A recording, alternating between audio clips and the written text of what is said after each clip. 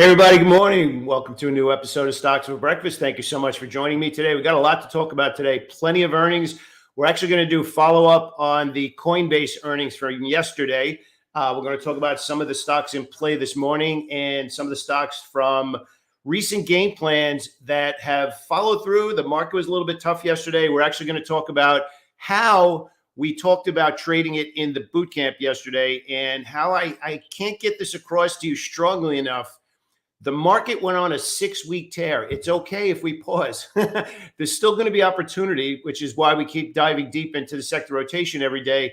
But we always need to know that we can't have that fear of missing out. We can't have the fear that we need to be trading every day simply because the market's open. And just as importantly, we can't be trading the full same share size every single day because there's different situational analysis. I'm going to use Finviz language again.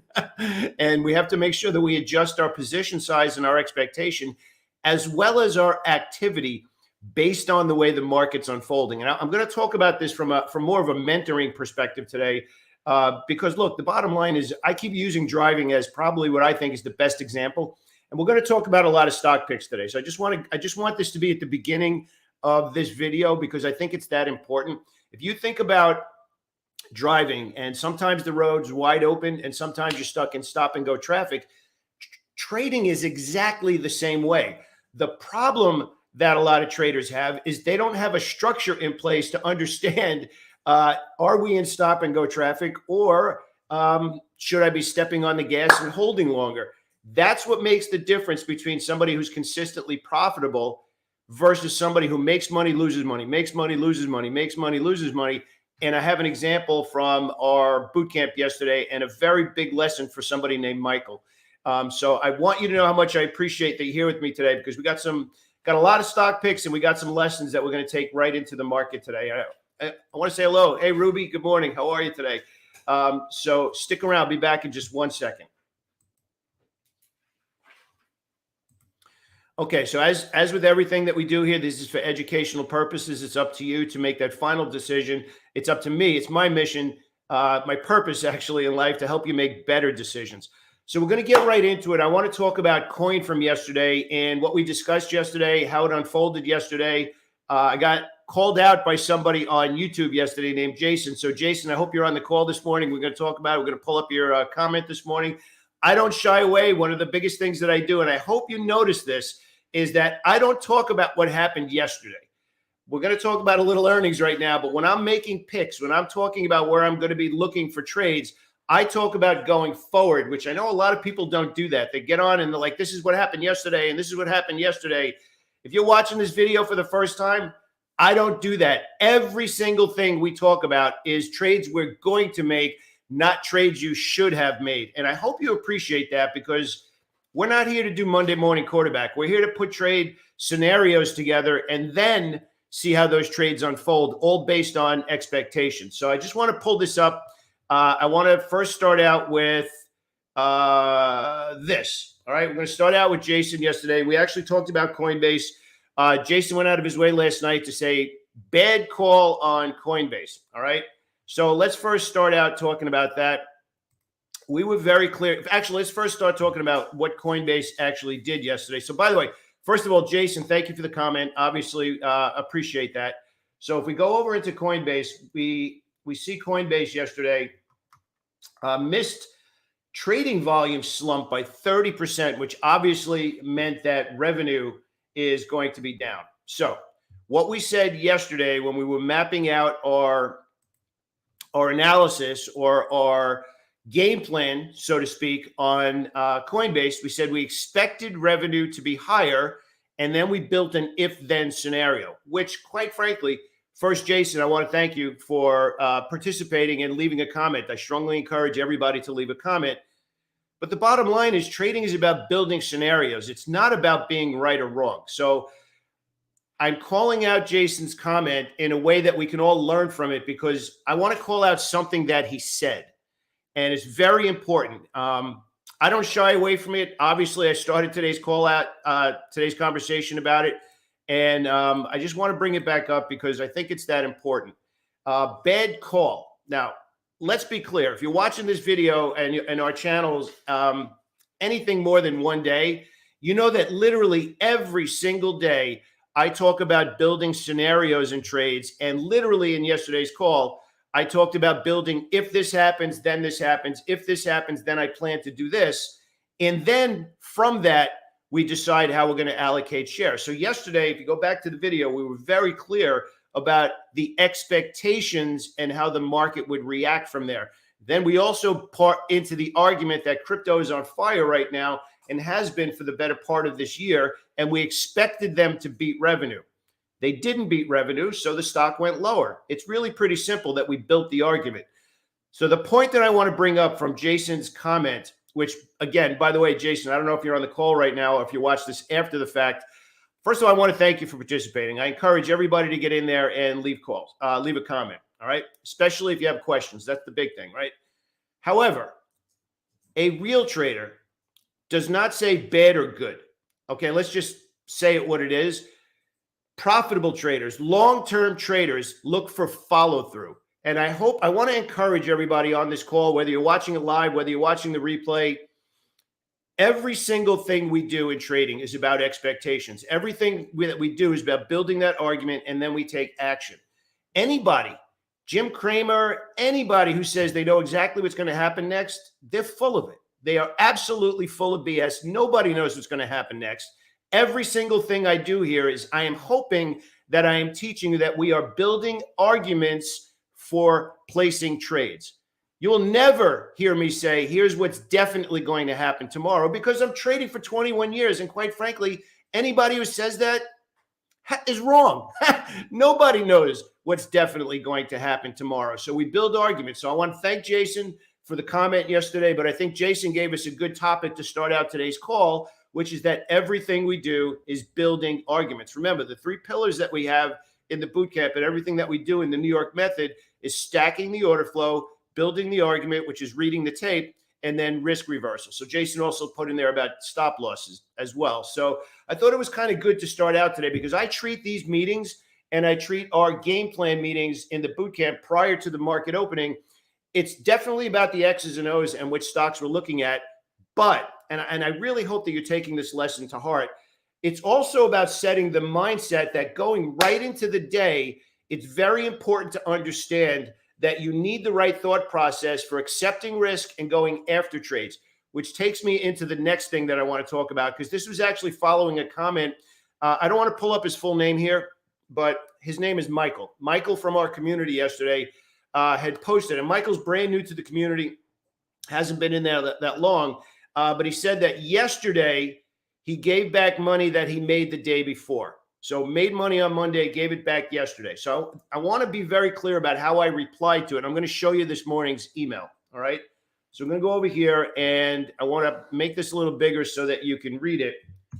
And it's this part over here. So you can see, actually, I answered him at 4:46 this morning, but this was actually my answer. This is actually what I spent most of the day doing yesterday. Let me actually make this just a little bit bigger. All right.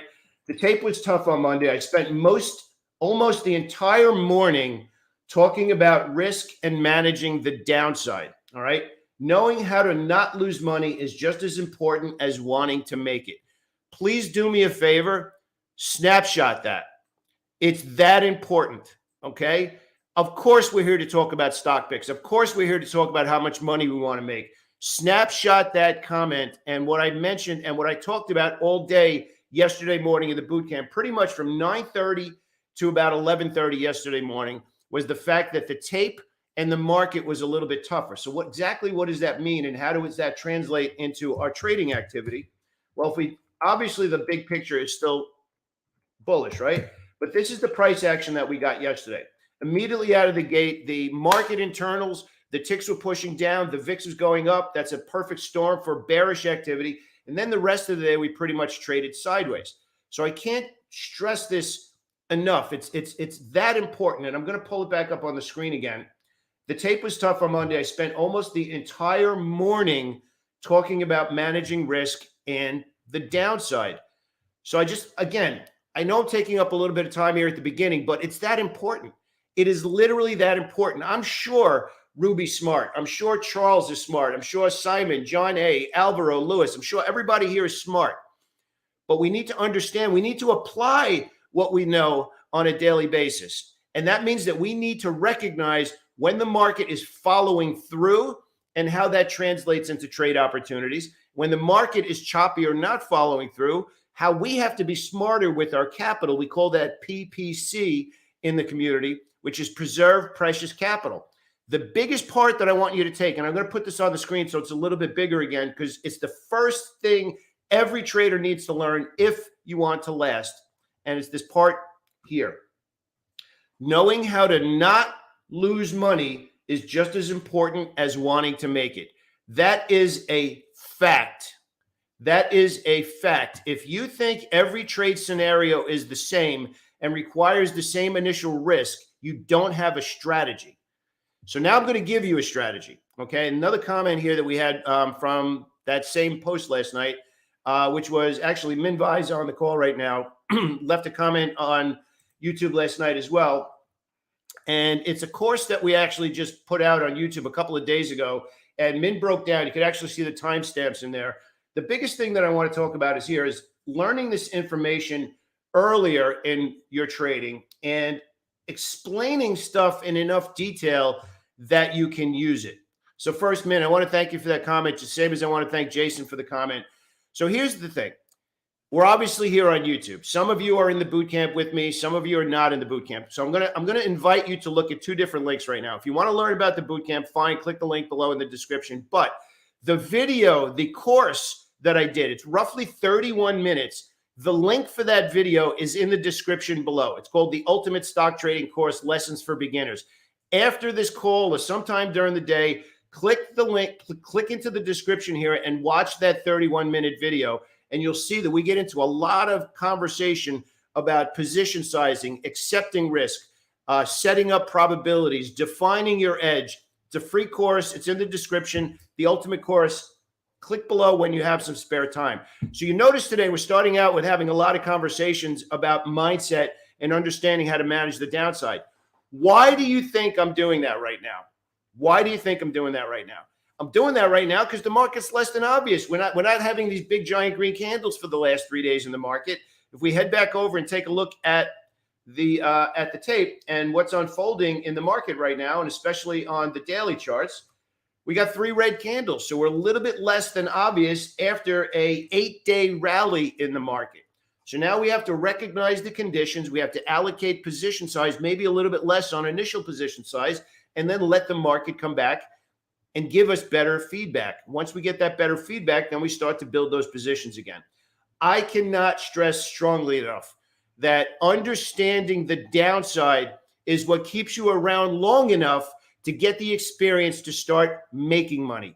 There's no other way to put it. And I'm going to use driving again. Go back to when you first started to learn how to drive. You needed to learn how to drive first on the side roads so that you were safe when you went onto the highway. I grew up on Long Island. I was driving all around Holbrook until I was okay to drive on the Long Island Expressway. You have to be comfortable to understand when it's time that there's something bigger out there. So I can't stress this enough. Again, not the sexiest thing in the world to talk about managing the downside, but managing the downside means you're taking it seriously because you shouldn't size up until you understand the conditions when you should size up. But you need to trade to learn how to trade, which means that it's smarter to keep position size lower while you're learning to increase your distinctions to understand what a great trade looks like versus not yet. Maybe I'll work my way into this trade. So I want to thank everybody right now for I'm not going to say putting up with that because, look, I'm a mentor as well as I'm a trader. And I know how hard trading is. I wanted to start out today first addressing Jason's comment about the Coinbase trade yesterday and how it's all about setting up expectations, giving everybody that lesson. Make sure you click in the description and watch that video. Trading can mess with your mind. And I've gone through this. I had my trading firm. I dealt with this every single day with the members on my trading floor and the traders that we had all over the world, actually. We had about 60 in our office and about 240 all over the world. Trading can mess with your mind. And one day you feel amazing and the next day you feel like you couldn't hit water if you fell out of a boat. Today, I thought it was important for us to start out with mindset and make sure that we don't have fear of missing out. Make sure that we don't have the, I have to trade because the market's open. No, you have to trade when there's great opportunity and you work your way into those positions. Some days are awesome. Some days are a little bit tougher. Some days you scale back. Some days you size up. That's what's going to make the difference for you if you're going to last as a trader. It's not about making it all on just one day. All right. We're going to work our way now over into some trading ideas for today. And we're going to work our way into the sector rotation, which we start out every day. And our buddy, the energy sector, is starting to work its way back up the list. So I'm going to give a list of stocks in the energy sector that I'm going to keep an eye on today. Some of them are already breaking out. Some of them are resting on breakout levels. So again, remember what we said. I'm not talking about what happened yesterday. I'm not saying you should have, you should have, you should have. Everything I do on this channel is us looking forward at new ideas. And I hope everybody appreciates that. We're also going to talk about Tilray. Everybody keeps asking about Tilray here. We're going to talk about Tilray because we actually had a second day where it did something pretty interesting. A little bit of news came out, so we're going to keep an eye on Tilray and see actually if there's an opportunity there. Remember, we talk a lot about order flow. So actually, I'm going to zoom this out a little bit. We're actually going to start at Tilray, and then we'll hop over into the energy stocks. So if we take a look at Tilray, and this is a big part of understanding risk and understanding setting up your positions. So if you remember, and I just want to come back on the screen just 1 second, I promise. One of the things about looking at charts and separating yourself from somebody who's just a chart reader into somebody who's a trader. Remember, it's our job to piggyback the smart money. It's our job to notice when those footprints are there and say, how long, and I'll just use, let's use Ruby, okay? Let's say Ruby owns a hedge fund and she's allocating money. How long has Ruby or John's hedge fund been allocating money to this idea? Okay, so we look to the left and we're like, okay, well, there's been bearish order flow in Tilray a lot longer than just since August, but this is the trend that we're looking at, right? So we go here, there's been bearish order flow in Tilray for quite a while, right? So now we look and we're like, okay, they started to push it up, but it couldn't hold the bid. They started to push it up and they couldn't. By the way, that's language you want to know. Holding the bid means it pushed up and held it. Tried it again, and it couldn't. We couldn't get a follow-up day until yesterday. So pretty interesting. It's down around 38 cents right now, but it's pretty interesting that we broke the downtrend, went into a box, and the last 2 days now have traded outside of that box. So that means now John or Ruby's hedge fund is following up with new orders. So remember what we talked about in Roku probably around 3 weeks ago. We said, okay, Roku broke the downtrend. Let's start to mimic what the smart money is doing. So that means our initial position should be an initial position just like theirs. And as they allocate more money, we will piggyback when they start paying higher prices. So Tilray right now, even though it's only a $12 stock, it can be tempting to get in there with size. The smart play right now is to mimic what they're doing and make this a piece of your intended position and build that position as it starts to move in your favor. Just do me a favor. Type yes in there if you understand that, because I think that's kind of an important lesson. I'd really like to see that it's helping. When you see what's going on from somebody's actually allocating money, how long have they been allocating money? If it's 1 day, you shouldn't go in there with your full share size. Give the stock a chance to prove itself. If it proves itself, then we get in there and add. I think this chart of Tilray is a great, great example of understanding how to mimic and piggyback. All right. So Tilray's one. Now I'm going to actually go into, we're going to talk about a couple of other stocks that reported. Let me pull that up. All right. Plug was very interesting yesterday. Plug actually raised guidance, but raising the guidance kind of hid the fact that they did not beat earnings and they did not beat EPS. So again, remember we talk about every day, what we're looking for is what's expected and what actually happens compared to what was expected. So Plug actually took a hit yesterday. PLTR took a hit yesterday. So now we're waiting to see the same way that we're looking for buyers to step up on bullish days. We're looking to see, do sellers come back in and sell the stock further? And actually have a good example of that we talked about. So let's take a look at those two stocks. So Plug, okay, down 5% this morning, and PLTR also down big. And we actually had a email this morning. I don't know if you saw that this morning, but Kathy Wood, news yesterday, Kathy Wood loaded up on PLTR yesterday after it crashed 9%. So what are we looking for now for clues in these two stocks? We're looking to see, do sellers follow up in PLTR or plug? That means that there's still dumping supply. If it immediately comes back today where the buyers hold it and it goes above the opening price for the today, at least we got clues in both of them. So now we're setting that if-then scenario again. I got a good example for you because it happened just about a week and a half ago. Starbucks missed on earnings. You can see over here, and sellers did not come back in after that. Right after the big gap down, buyers came back in and the stock went well bid.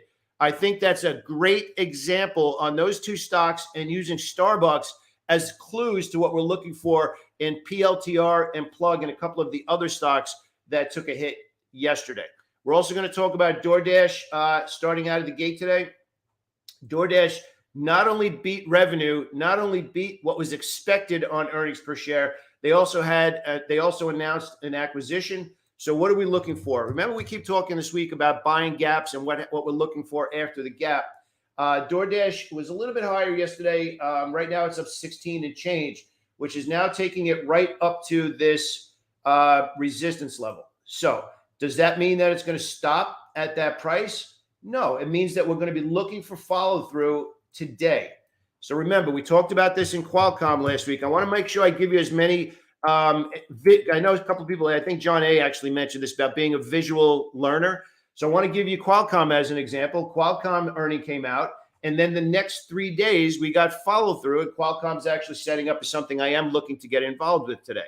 So do you understand how the move itself is important, right? The move itself, the earnings, the move after the earnings. Now we're looking to see how is it interpreted by the market. Same thing with coin today. Do sellers come back in and smash it after the gap down? Or do buyers step in and say, this is a great price at this level, and now I'm going to start looking? So this is how we build. If this happens, then I plan to do this. This is where you're elevating yourself from just being a chart reader into somebody who's putting the pieces together. And again, watch, there's a link below the video. It's a free course on stock trading. Click below that when you have some time today. All right.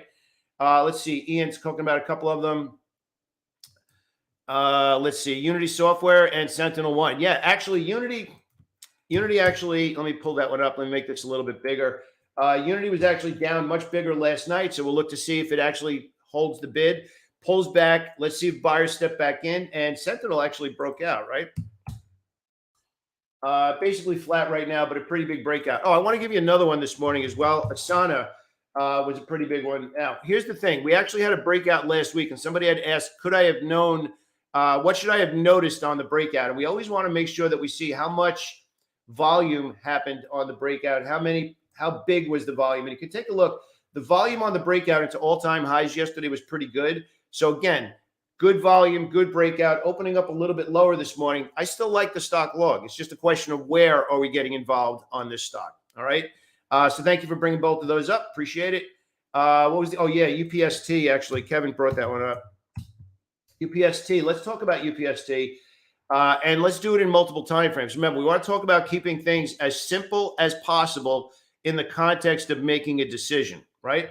So if we go over here, we take a look at the chart of UPST for November.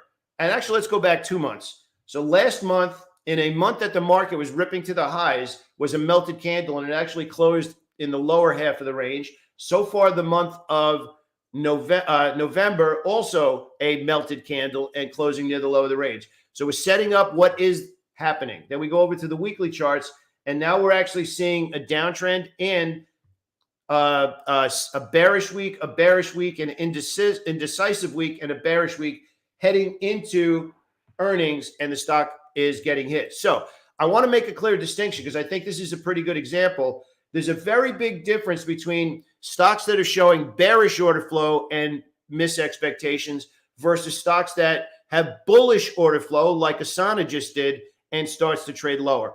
I am not looking to buy UPST. I am looking to buy coin, and I am looking to buy what we just looked at in Asana, as I just mentioned. So remember, setting up arguments, building the trade, and then you make your decisions from there. All right.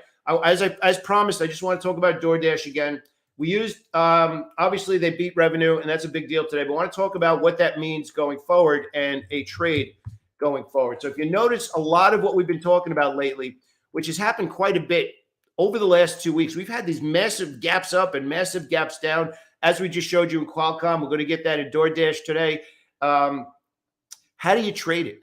How do you trade it? And we use this as an example. If this is what the stock normally does, and it's already taken up 60% of what it normally does, it still can go, but the reward potential in exchange for the risk has changed. It's smaller reward potential based on that immediate move and the catalyst, in this case, of the earnings.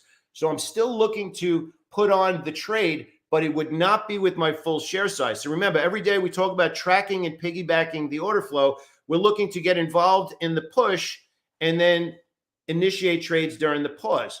Some pauses we get out of, some pauses we look to build a position. So in this case here with DoorDash, it's a big move to the upside. We're going to put on a small piece, and then during the next pause, if we follow through like we just saw in Qualcomm, then we will look to add. So remember, we started out today talking about position sizing, building expectations. DoorDash, for me, will be a multiple piece of a trade. First piece, and then the second piece after we pause and get the next push. We make money during the push. We allocate and manage risk during the pause. That's actually something to write down, all right? I want to make sure I respect everybody's time. I want to go into the energy stocks that I promised that we were going to talk about. So I'm going to pull up some energy stocks right now. CPE is at the top of the list. Let me actually pull that one up. CPE is at the top of the list. And if we zoom out a little bit here, you could actually see that once, twice, 3 times, 4 times it paused right at the 61, 62 level and now has punched through. Lower opening, I don't care. I'm still looking for a spot to initiate this trade. MTDR is another one resting at a breakout level. Devon Energy is another one that we've actually been looking for it to break out here and actually fought its way back to the highs. EOG is another one that is resting right at a breakout level. Okay. MPC is not quite there yet, but really good relative strength yesterday compared to the market. Chevron is actually another one that's resting right at a breakout level as well. And SM is another one that we've actually been talking about recently. You can see actually pausing pretty cleanly right at a breakout level. All right. Let me just actually come back in here. We got a couple of questions. If you can do me a favor, type in what stocks you're watching today, and we'll do a quick review on them. I just want to answer this question from Napoleon. After you end the 30-day boot camp, did you have different levels of training? No, we actually do have different levels of training. We're actually launching our order flow mastery coming up. Actually, the Mastery Collective is actually getting unveiled actually pretty soon. It's a lifetime membership as well. You can end the 30 days and be done, but most people continue either into another 30 days or into an annual. Quite frankly, most people stick around. We actually have a lot of people on their second year with us already. Let me see. Jerry's asking about BGFV. Actually, Jerry, that's actually an interesting one. We've had a lot of people trading that in the boot camp this week. Jane and a few other people, BGFV. So pretty good follow through, right? Now, again, nothing. Volume stepped up, and now it's well bid. So you know what? This is actually a good example. Who brought this one up?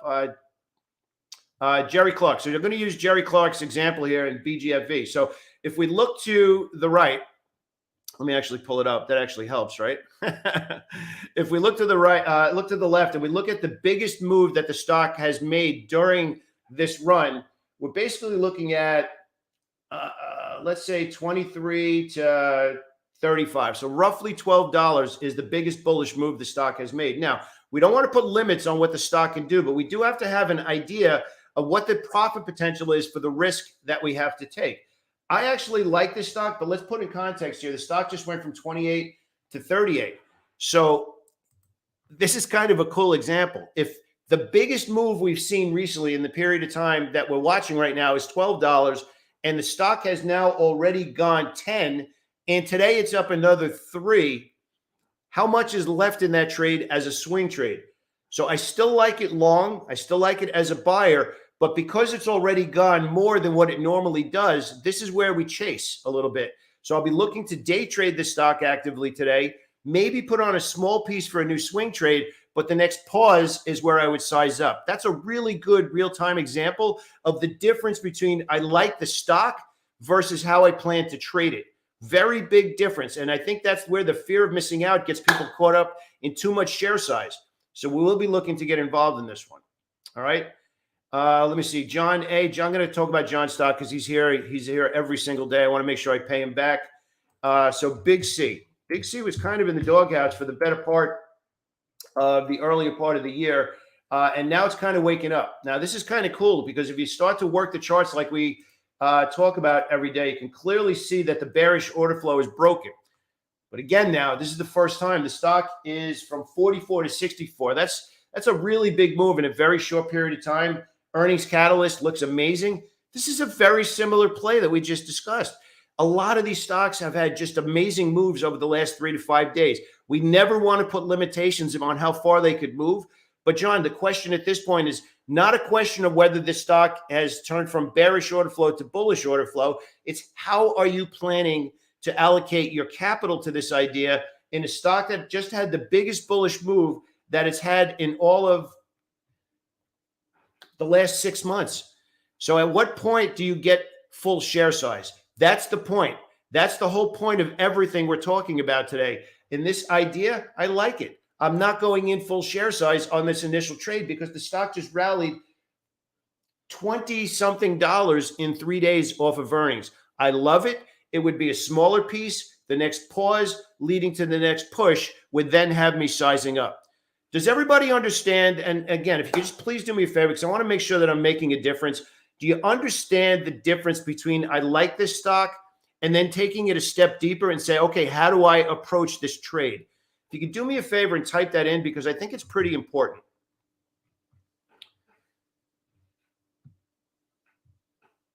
Let's see. Barry Cannon's talking about Ford. All right. So again, Ford is now paused for a few days up here. Obviously, some good news. Everything electric vehicles getting some really good mojo right over the last month or so. So I actually like Ford. The challenge with Ford now, and this is again doing a little bit deeper into the trade, right? So we got 1, 2, 3, 4, 5, 6, 7 days in a row. Ford has traded into higher highs and higher lows. So let me ask you a question right now. If you're looking at Ford, and let's say Barry has a hedge fund, and Ford, for all intents and purposes now, has had higher highs where they're paying higher prices 7 days in a row and supporting the bid 7 days in a row. Is it as simple as counting candlesticks? Not necessarily as simple as counting candlesticks, but we need to put through what are the odds of follow through. If I look to initiate a swing trade in Ford right now, what are the odds of making money over the next 3 to 10 days versus what I have to risk? And again, the stock itself will give us clues. In this move here, this was the most that Ford, remember, we keep talking about the push and the pause, right? This is the biggest bullish move from a candlestick perspective. 1, 2, 3, 4, 5 days in a row before the stock went sideways for 7 days. So now Ford has just gone up 7 days in a row. So I'd be more inclined right now to be waiting for the next pause in Ford before I look for the next push. Remember, I want you to write this down. We make money during the push, but we manage risk during the pause. That's a pretty big deal. All right. I've already run out of time here, everybody. I have to head over and get ready for a game plan meeting. Again, if you want to learn about the boot camp, I'd love to see you in the community with us. It's only 30 days. You can decide if you want to stay after that. Click the link below the video. And if you want to watch that 32-minute course that I created, that link is in the video as well. It's a stock trading course. It's roughly 32 minutes. All right. I have to head on over, everybody. I want to thank everybody for being here with me today. I really, really appreciate it. I love doing these calls every day. If you found some value here, please do me a favor, smash that like button and hit subscribe, and we'll keep doing this together every day. All right. Have an awesome day, everybody. I'll speak to you soon. Thank you again.